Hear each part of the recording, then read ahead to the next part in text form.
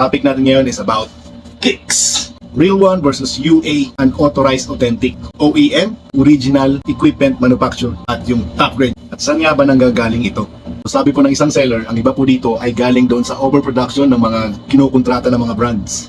At yung iba naman dito ay galing sa mga company na nag-expire na yung mga license. Worth it ba ang mga sapatos na ito? Fortunately, karamihan sa atin ay hindi alam kung paano mag-digit check.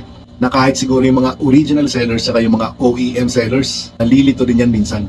Mostly kasi yung legit check ay being applied to those collectible kicks lang. Based on my personal experience, ito yung pwede niyong pasihan. Pero kailangan niyo muna siyang ma-experience. Meron talagang mga system, yung mga original kicks na wala doon sa OEM, UA, or yung mga top grade. Based on experience, ang bilis nag-init ng pako doon sa isang pair. Unlike doon sa real one na ilang oras ko nang gamit pero comfortable pa rin ako. Meron kasing system ang Nike na nakakalabas-pasok ang oxygen ng maayos sa paa mo. Yung minsan yung mga hindi nakokopya. To be fair for both parties, definitely I'm gonna rock both pairs. Bakit?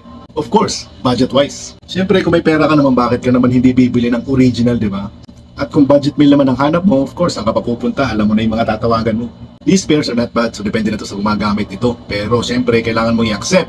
Yung lifespan nito ay hindi kasing tagal ng original ones. Kahit ako, hindi ko na makita yung difference kung ano ba dito yung real ones. A piece of advice, just be wise on what you're buying. Kung gusto mo talaga ito at masaya ka dito, well, ito, piliin mo.